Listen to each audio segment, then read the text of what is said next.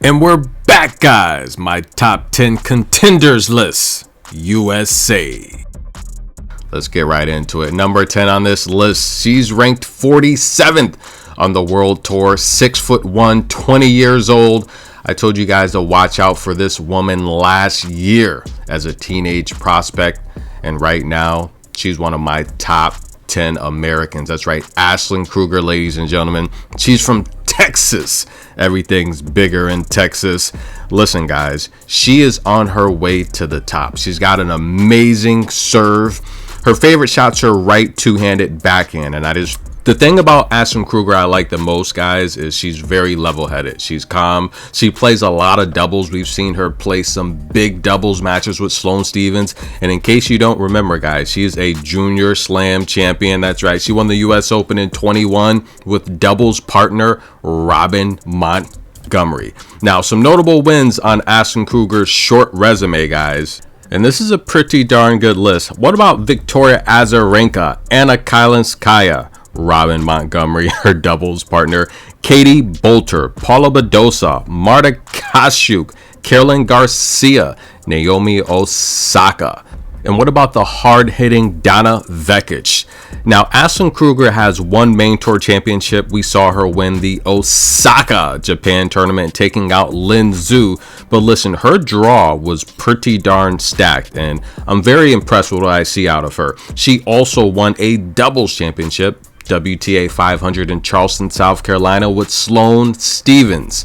Number 10 on my list, Ashlyn Krueger. Watch out, guys. Her serve is amazing. Last season was the first year she played a full WTA schedule. That's right, she had all main tour events.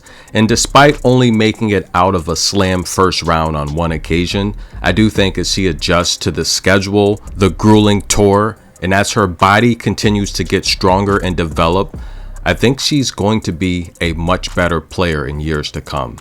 She's only made it out of a slam first round on one occasion. However, ladies and gentlemen, time is on her side. Ashlyn Krueger, number 10 on my top list of Americans.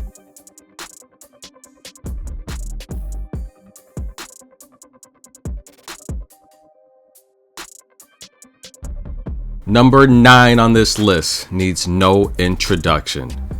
From Atlanta, Georgia, 6'1", 24 years old, Alycia Parks. She's ranked 68th on the world tour as of now, but we've seen her inside the top 50 as high as 40. She's a main tour WTA champion, winning the Lyons, France tournament in 2003, taking out a stacked draw in front of the French crowd. We saw her storm through the draw, eventually defeating Caroline Garcia and doing it in style. She had a tweener between the legs that made top play of the month. And if you ask me, I think it was the top play of the year. She'd storm on to lead the tour in aces per match in the 23 season. Elena Rybakina overall led the tour in aces, however, playing a shorter schedule on the main tour. Alycia Parks would top Elena Rybakina, averaging 8 aces per match. She also has the fastest serve on record at the US Open. We saw Alycia Parks make her best appearance at a Grand Slam event, making the round of 32 at last year's Australian Open before losing to Coco Gauff. Alycia Parks is regarded as one of the strongest servers on tour. She has a lot of power, and a lot of her peers have said she, quite frankly, hits the hardest.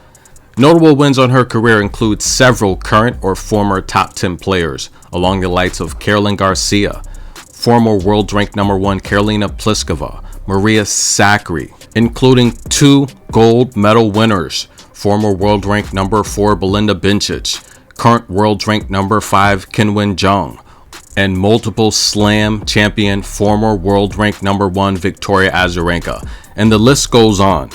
Alycia Parks has shown a fine balance of playing singles and doubles tournaments, and she combines for 9 championships. Unlike some of the other ladies on this list, Alycia Parks had a very short junior career.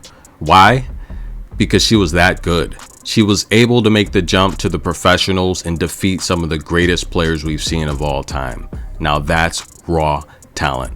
Having been coached by Rick Macci, one of the greats, Alycia Parks has the skills to continue to develop and eventually win a slam one day. Don't be shocked if Alycia Parks is representing the United States at the Los Angeles Olympics in 2028. One of the most athletic players on tour, one of the strongest servers on tour.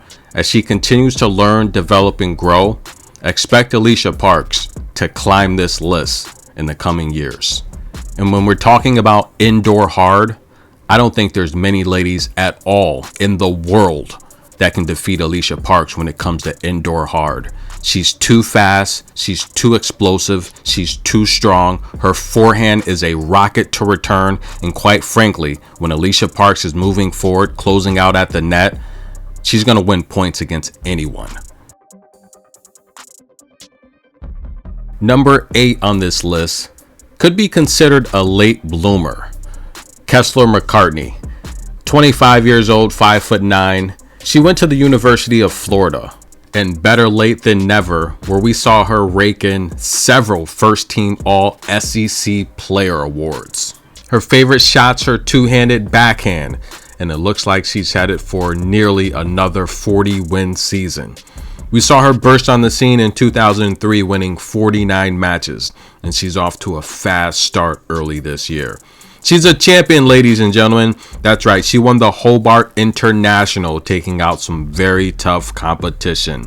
What about Rebecca Shramkova, Marie Carley, Diana Yastremka, Alina Evanesian? And in the championship match, she went 3, dishing out a bagel to Lisa Mertens in the third set. Whoa! She's combined for 6 titles during her short career, but 2 of them coming on the main tour, winning the Hobart International this year, but she took out Beatrice Haddad last year in Cleveland, winning her first WTA 250 title. An underdog each round, she would come through the draw as a wild card, taking out Katrina Scott in the first round, Arantxa Rus, 4th seed Wong, Anastasia Potapova, the 5th seed, before eventually defeating the number 1 seed, Beatrice Haddad. What impressed me most about Kessler McCartney is her extreme mental focus. She's very disciplined. She's a great shot maker. She doesn't get nervous or rattled in these pressure point situations. She rises to the occasion, and quite frankly, I think her experience playing on the collegiate level has helped her dramatically on the main tour. I think Kessler has good range and depth on her shots, and her performance early on this year is the reason she's ranked number 8 on my top 10 Americans. However, I think head-to-head against players like Alycia Parks, who has enormous power and athletic ability, I think she would struggle to extend rallies, as that's her best weapon right now is her defense, getting balls back. While facing stronger, more athletic opponents, those rallies would be cut in half, and I think she would be on the back foot. However, she continues to work on her power and her shot making ability. I think she can be on this top 10 list for a while. Number 7 on my list, some of you guys may not agree with, but listen, she's big time. She needs no introduction. Now, technically, she's ranked number 12th when it comes to the American rankings. She's behind players like Katie Volinets, Ashlyn Krueger, Alycia Parks, Kessler McCartney, Peyton Stearns, Amanda Anisimova.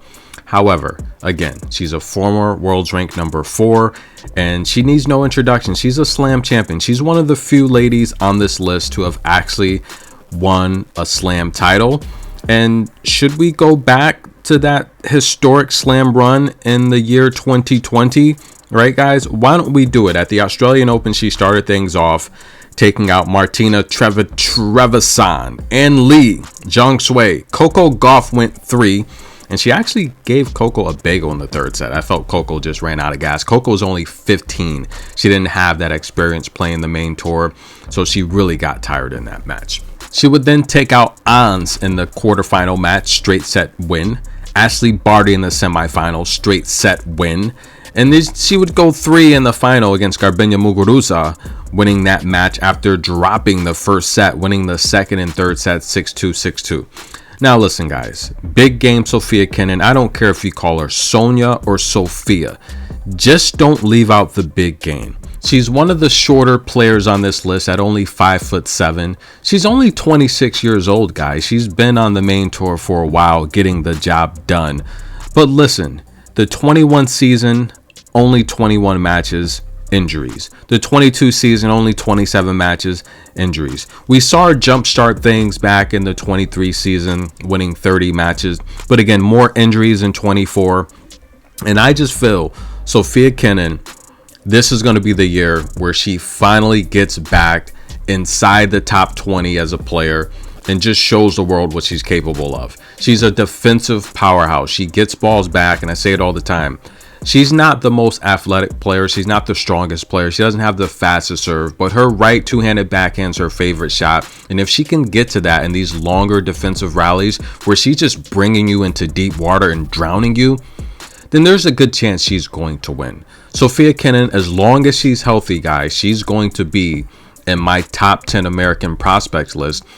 She can beat anyone on any given day on this list. It's that simple. So she's always going to be inside my top 10 as long as she's active.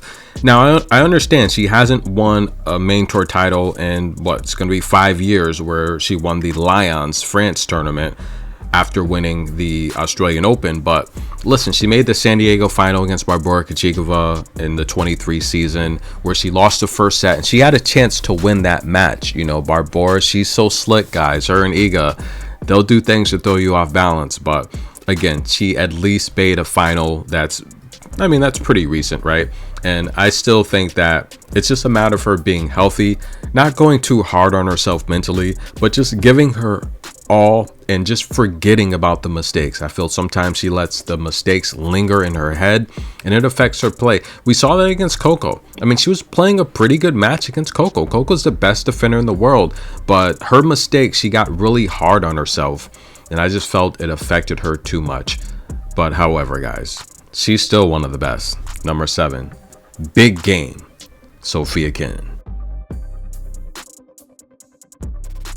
Number 6 on this list is very fitting because she is the 6th ranked American.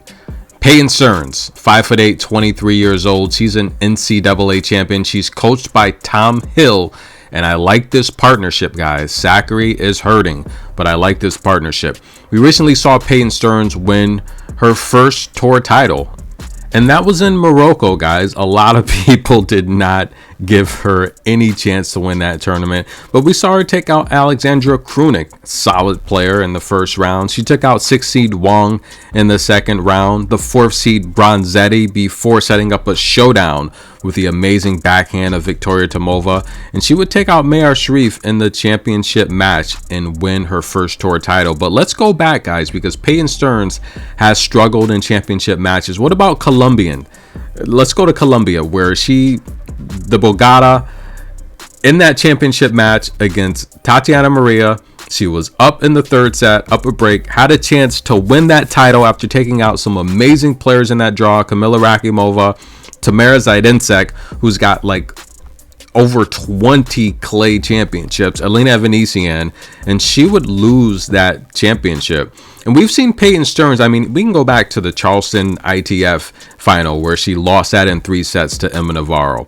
Peyton Stearns has continuously gone deep in these draws, and she's found herself on the losing end of these championship matches, which has been very tough to deal with. But however, ladies and gentlemen, she's here, she's on the big stage, celebrating her highest ranking on tour, ranked 43rd. I think Peyton Stearns, and the reason why she's number 6 on this list, is despite the double faults, and I do think that her stamina is something she wants to work on. But again, much like Kessler McCartney, you can consider her a late bloomer, having gone to college, but I feel she's pretty consistent in her improvement, right? I think Peyton Stearns is getting much better. I think she's explosive. I think she's level-headed. You rarely see her crack under pressure and get frustrated. She had a 28-minute service game against Dasha not too long ago, and I talked about that as I covered the match. Just seeing her fail on her serve and just not get frustrated, just to continue to stick with it, I like that in a player, because I think most players by then would have been smashing their rackets and just wanting to find a way out, just being so fatigued and exhausted. She continued to fight and fight. Even though Dasha would win the match, Peyton Stearns showed enormous mental toughness. So I do like that ability that she has to just block out what's possibly affecting her and just forget about it and continue to focus on the next point. Now, aside from Sofia Kenin, the previous ladies on this list, she has gone deep in a slam. We saw in the 23 US Open, she made the 4th round, and she's even made the 3rd round of the French Open back-to-back years, 23 and 24. So I do see her improvement, and the reason she's number 6 on this list, aside from her being the 6th ranked American on tour, is I think her improvement is steady. And I think as she continues to play, a main tour schedule, I mean, she's literally only 2 seasons removed from the ITF.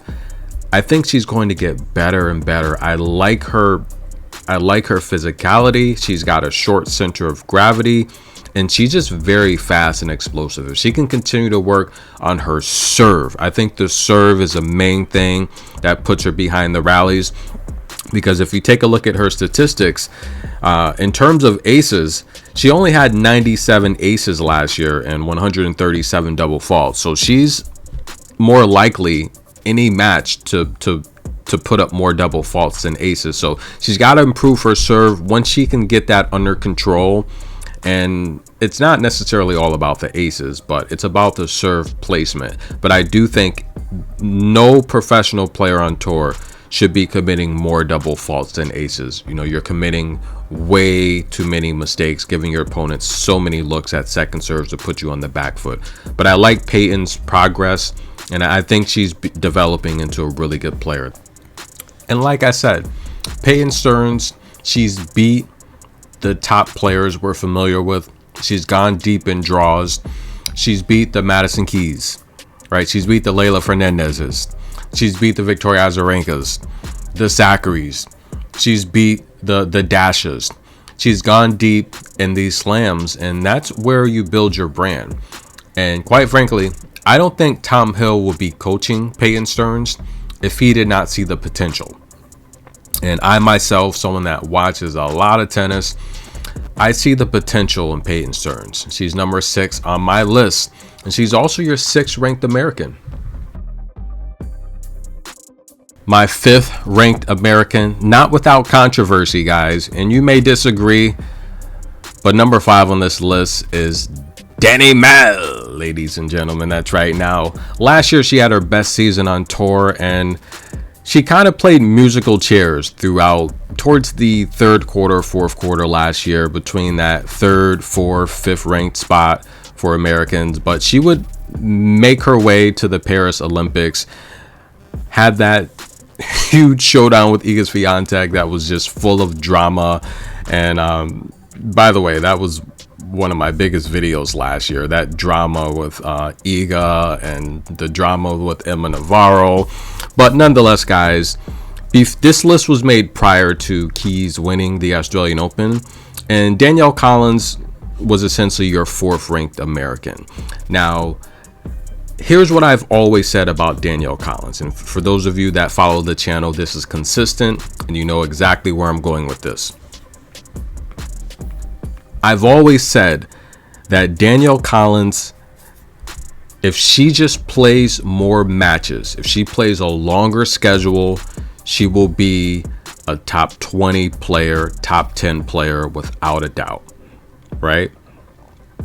Take a look at the 23 season. She only played 40 matches, 22 wins. The 22 season, 21 wins, right? The 20 season, 15 wins. Yes, there's injuries, mixed in there. But last season, she announced her retirement. She won 42 matches. She had actually set her record on the main tour for wins before July even hit. That's right. Solid season last year. Now, of course, we saw her. She won Miami and Charleston, right? Back-to-back huge events. A lot of money. I call that her retirement plan. She hadn't won a title in 3 years prior to winning Miami. And she went deep in draws. You know, she had that double-digit win streak for a lot of last year. She played solid tennis. And she's always going to be relevant, even at 31 years old, because I say it all the time if you follow the channel.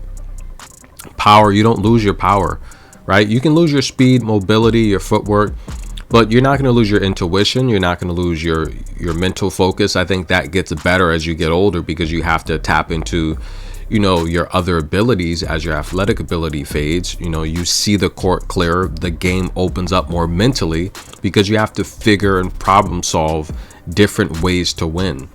Her power's not going anywhere.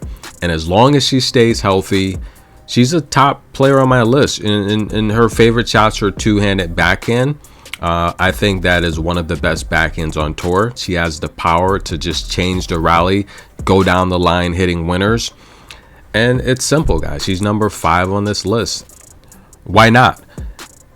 Aside from the top 4 players on this list to come, there's not many players on this list that I think would really challenge Danielle Collins, especially in the power department, except for Alycia Parks. Her favorite shots are two-handed backhand, and there's just not many ladies on tour that could handle returning that, right? 9 championships, 2-time NCAA champion.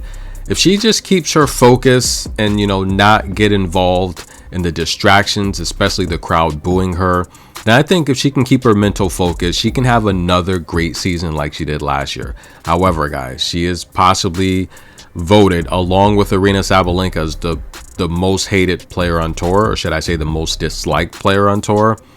That's fine. Every movie needs a villain. And I think Danielle Collins embraces it well.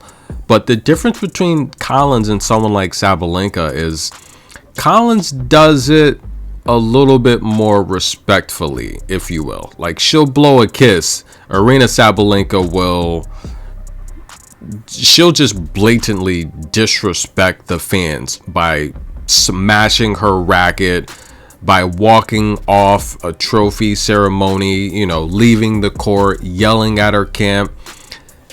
Okay, guys, Danielle Collins will do that too. But number 5 on my list, Danielle Collins.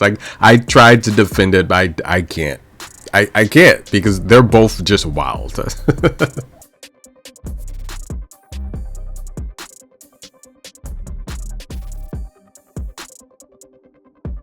Number 4 on my top American list has been the second ranked American for quite some time. Of course, with Madison Keys winning the Australian Open, that's going to change. But Jessica Pegula, guys, she's one of the most consistent players on tour. And not many ladies on tour can say they own the head-to-head against Coco Gauff. Pegula does. Before losing in the WTA finals this past November to Coco Gauff in straight sets, she actually defeated Coco 3 straight times. That's right. We can go back to 24 Berlin, where she would go on to win that title. The 23 finals in Cancun in straight sets. And Montreal in 23, ruining Coco's win streak before she would get started again in Cincinnati. Jessica Pegula, guys, she's very consistent. I've said this for many years.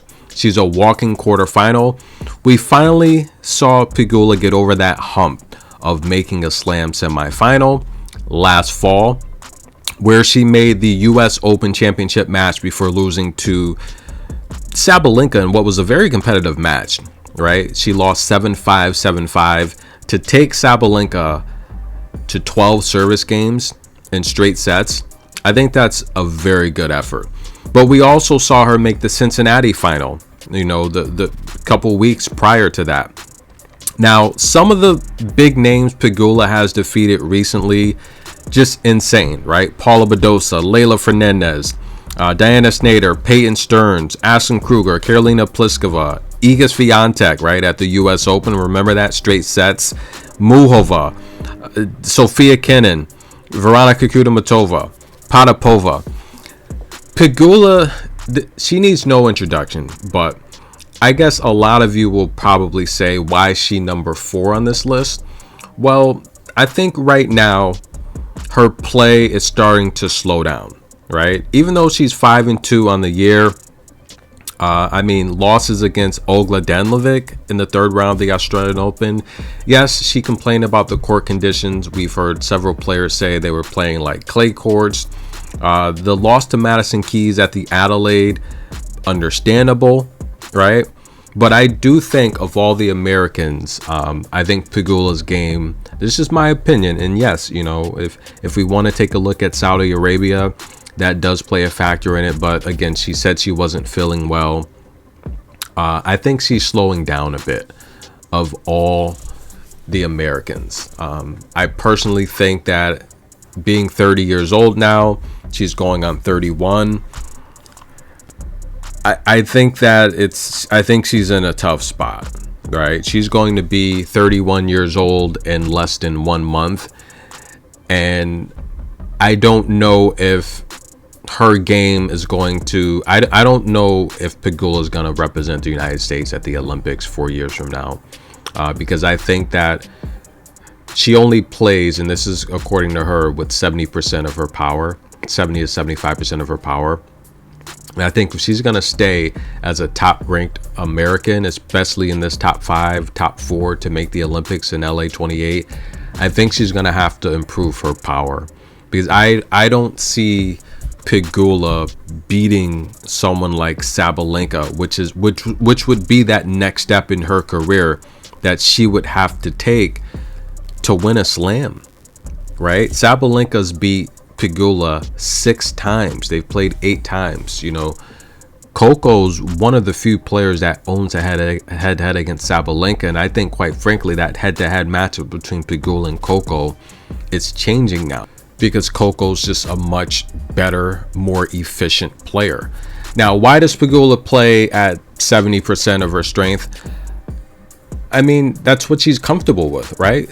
Of course, if she wasn't, she would play harder and stronger and more aggressive. The harder you strike the ball, the tougher it is, the more difficult it is to control the ball, right? It's like driving a fast car. The faster you drive, the harder it is to control it, especially around edges and corners.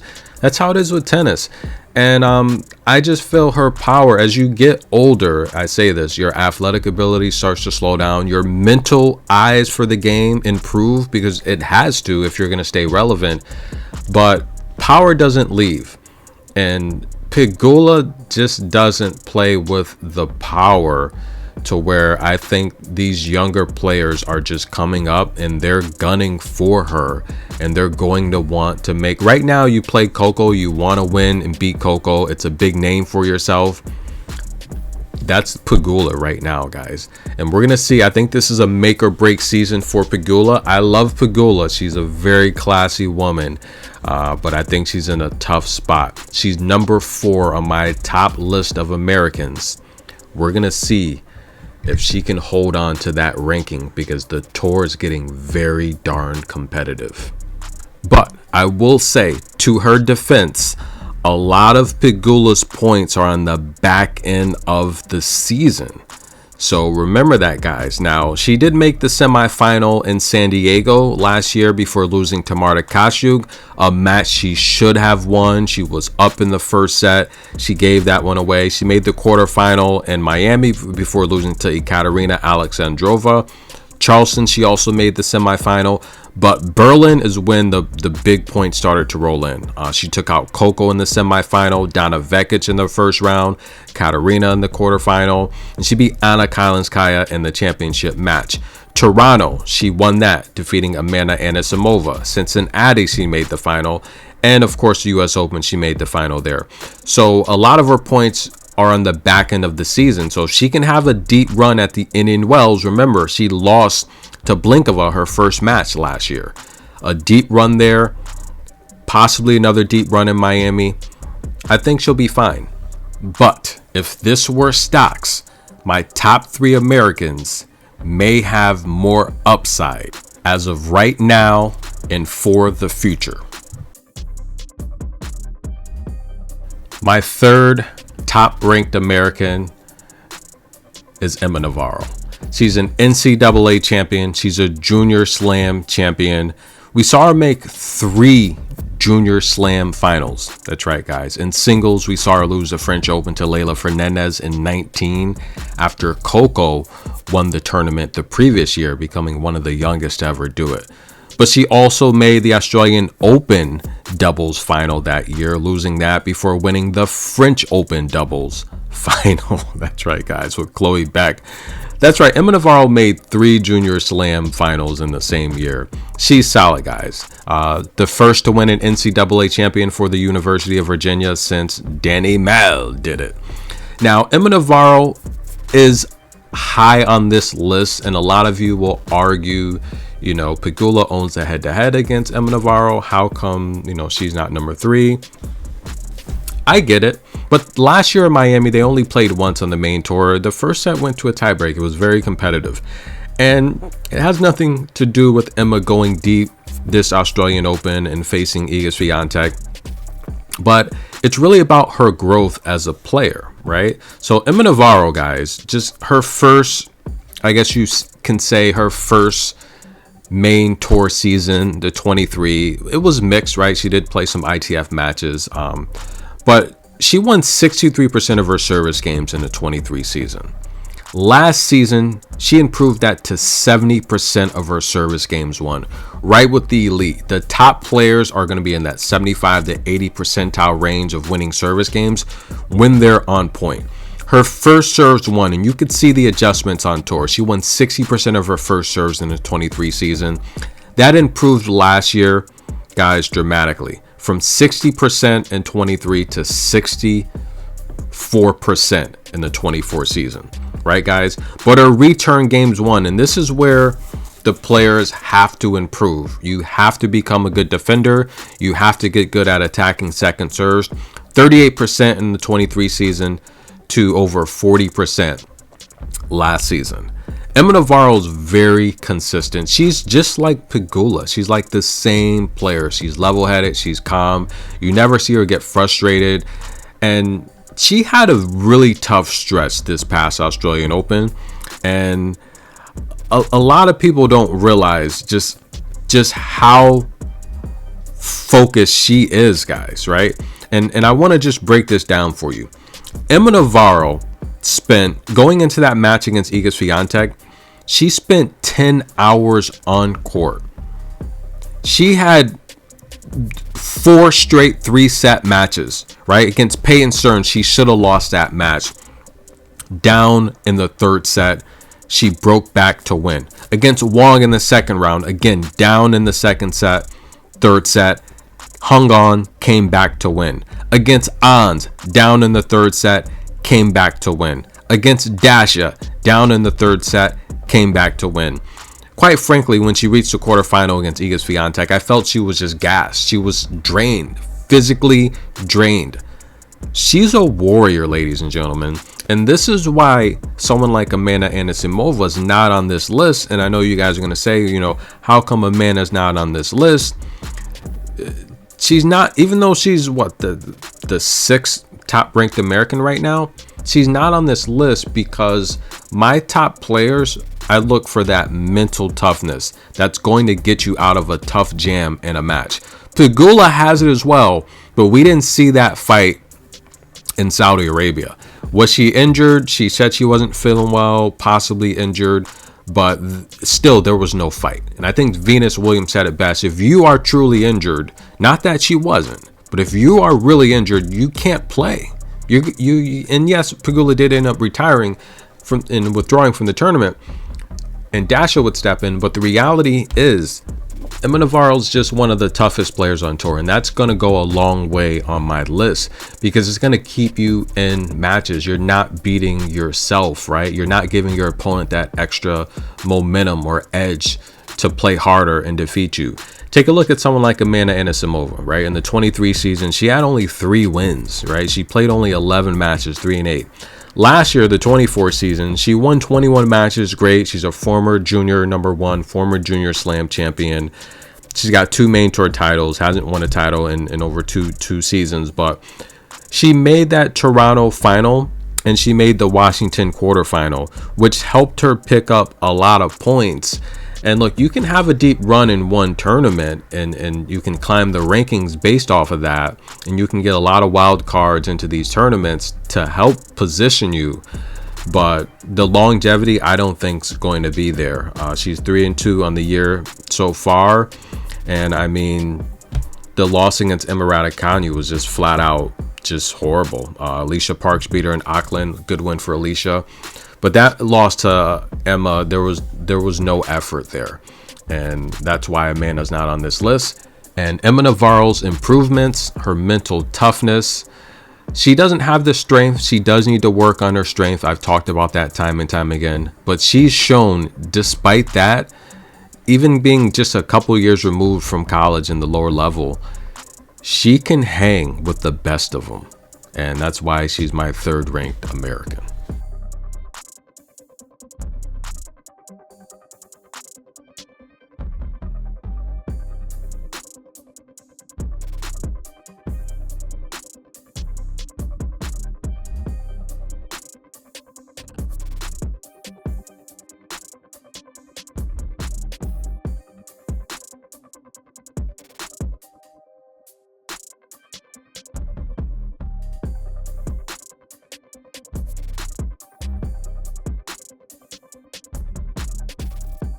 Now, my top 2 ranked Americans need no introduction. 2 of the classiest players on tour.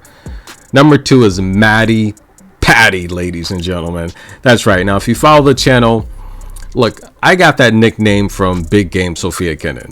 That's what she calls Madison Keys. You know, all the Americans call her that. Such a sweetheart. She got her first slam before the age of 30. That's right, guys. She's going to turn 30 years old in less than 1 month. We have a lot of Aquariuses. It's fitting that she's an Aquarius. Look at the blue top there. She is like water. She flows. She's very calm. She's level-headed. You can tell she's educated.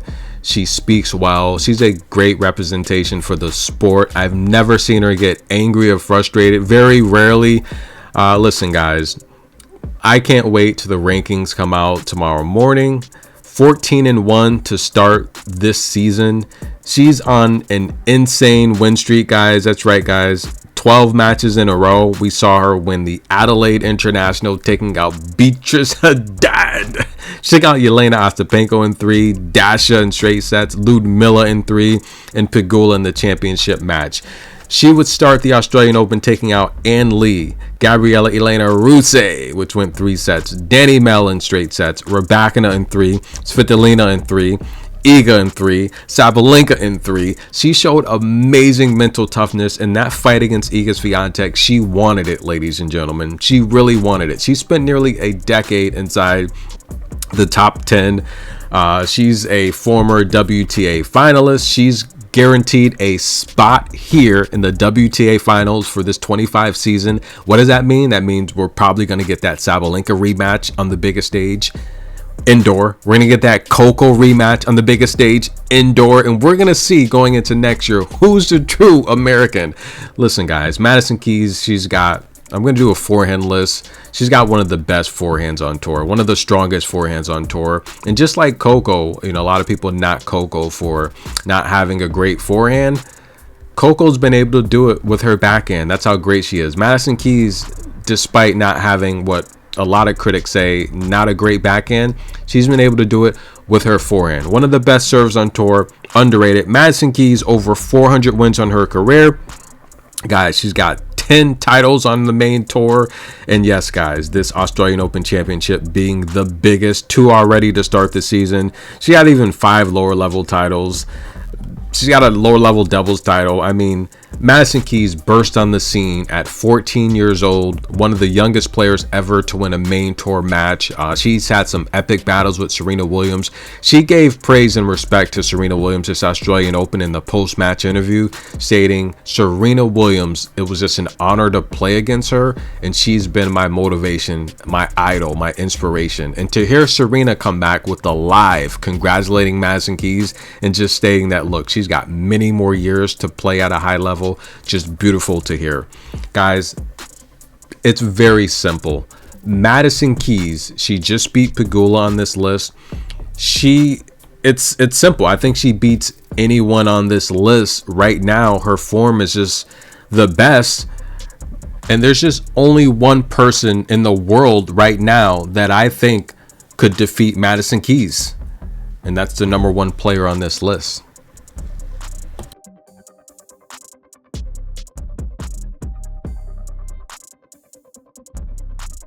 And that's the future of tennis, Coco Gauff, the highest earning female athlete in the world 2 years in a row. Every time I turn around, Coco Gauff has a new commercial. And why? Because these companies, they realize that Coco Gauff is that good.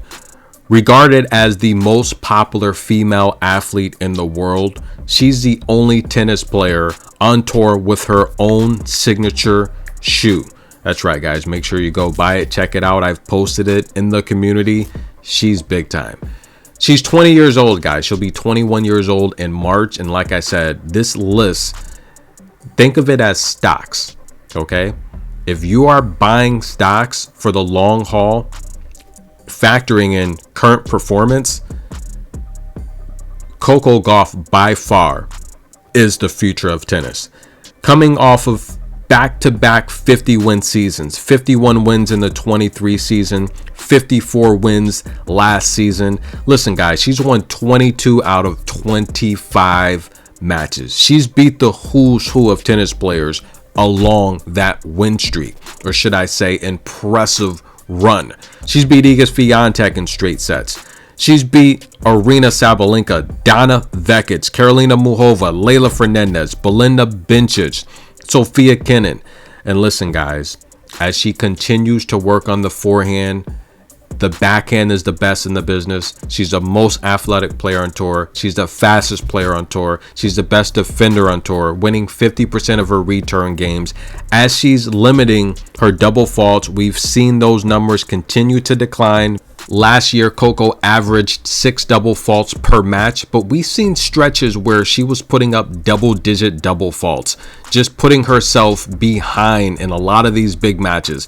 This season, guys, year over year, she won 73% of her service games last year. She is now winning 80% of her service games. That's right. Under 4 double faults per match, winning 50% of her return games and 75% of her first serves. Last year, that number was 71%.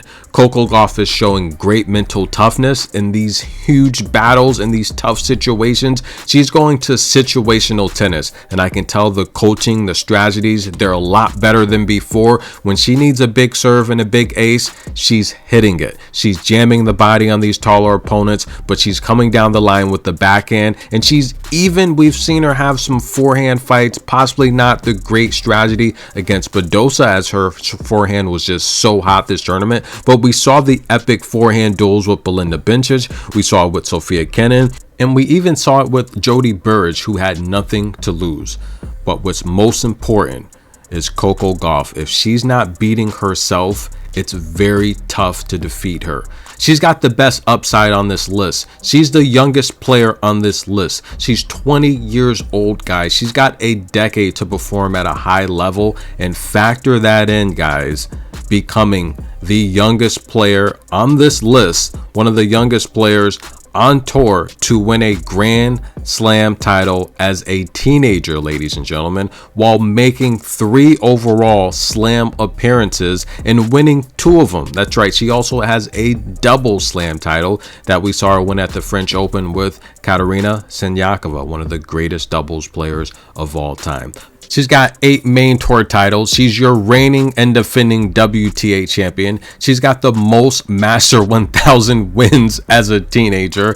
She's a multiple Junior Slam champion, one of only a handful of players to win a Junior Slam title, should I say multiple Junior Slam titles, become a junior number 1, win the Orange Bowl. And listen, guys, she's one of only 5 players, including Serena Williams, to start multiple seasons with at least 9+ wins and a title.